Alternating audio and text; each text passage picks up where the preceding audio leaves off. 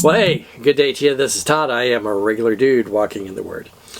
As we're going through the book of John here, this is the fourth and final episode dealing with the woman caught in adultery and taken from John, the first 11 verses of John. And as I've gone through it, you probably said to yourself, man, he's pointing out all the stuff. He's pointing out the religious hypocrisy. He's pointing out all this stuff. But he's not pointing out the woman, caught in sin. It needs to be dealt with and stuff. And so I'm actually going to deal with that today.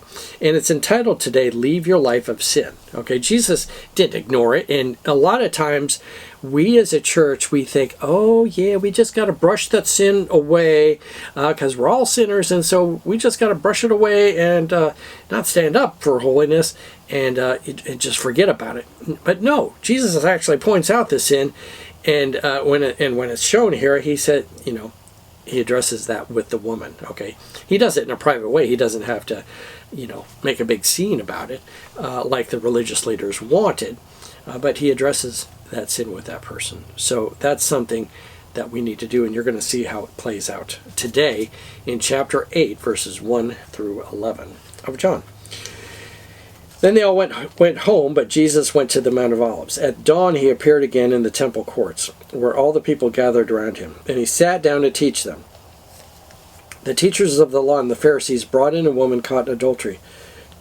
They made her stand before the group and said to Jesus, "Teacher, this woman was caught in the act of adultery." Okay? "In the law of Moses commanded us to stone such a woman. Now what do you say?" They were using this question as a trap in order to have a basis for accusing him. I want to point out again that in order for them to pull this off, to actually catch someone in the act of sex here, would have been kind of a hard thing to do. You had to catch them in the act. It wasn't like they came walking out of the motel room or anything like that. It was like catching them in the act. So these guys were exposed to that and had to... It was before the time of you got like video cameras and all that goofy stuff.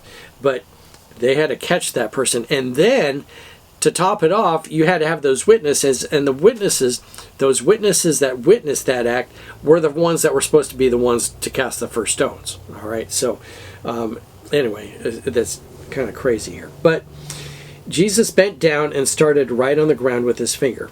When they kept on questioning him, he straightened up and said to them, "Let any one of you that was without sin be the first to throw a stone at her." Again, he stooped down and wrote on the ground. Okay, again, so these guys were anxious. Jesus, what do you think? Kind of pestering him. He was, letting it ride for a little bit, but then he said, which one of you guys has the first, you can cast the first stone if you want to, as long as you're without sin. And you're going to see they all took off, especially when he wrote on the ground again. And we don't know what he wrote, but it was obviously something to convict them to take a cab home or whatever. Verse 9, at this, those who had heard began to go away one at a time. The older ones first, until only Jesus was left, with the woman still standing there. Jesus straightened up and asked her, "Woman, where are they? Has no one condemned you?" "No one, sir," she said. "Then neither do I condemn you." Jesus declared, "Go now and leave your life of sin." Okay, this is the New International Version, which it says, "Go now and leave your life of sin." The King James says it a different way, and then there's other versions too that say it a little bit different, but it's the same thing. Leave your life of sin. Go and sin no more is, I think, the way the King James says it. But to leave that life of sin. So Jesus wasn't going, it happens to the best of us, and so, go away. No, he didn't say that at all. He said, go now and leave your life of sin. So for Jesus to say that, like, ooh, okay, I better leave my life of sin.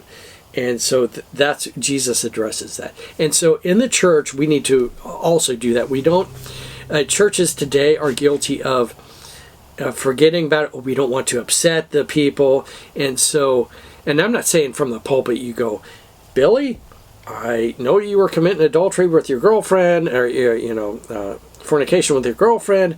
I'm not saying doing that. He addressed it privately here with a woman. But I'm saying when there is sin, that you need to address it, and it needs to come from the church. The church has been guilty of like, oh, we want to reach people, and so let's just cover over the sin, and everybody's fine. But no, there is a relationship with Jesus and a relationship with God, of course, and that relationship can't exist if you're full of sin. Okay, if you don't have that. And if you have that unconfessed sin, you're just living, let's say you're living with your girlfriend and continuing to, be in an adulterous relationship with someone else, or something else is going on. And a lot of times the church goes, oh, yeah, that's fine. Okay. And it drives me bonkers when some churches act like that, especially leaders in the church act like that, and they act like it's okay for that adulterous relationship to continue on with leadership in the church, which shouldn't be. So that those things should be addressed, and you need to continue to walk with God in a holy life. Okay, we're all going to make mistakes. We're all going to slip up and sin, but we need to confess that sin and move on, but not continue walking in that sin. All right. When we continue walking in that sin, that's when we have problems. And Jesus, he said, go now and leave your life. He didn't say, oh, yeah, well, maybe you guys can get married someday, or, hope this works out for you, or anything like that. No, he said, go and leave that life of sin. Okay. So that meant no adulterous relationship with that woman anymore. All right. So anyway, hopefully that addressed that. And that concludes this section that we're doing here in John chapter 8, verses 1 through 11. So hopefully that was, you learned something. I sure did learn a lot from it. Thank you for watching. I am a regular dude walking in the Word, and I look forward to seeing you tomorrow as we continue our journey through the book of John. Lord's blessing. I will see you then.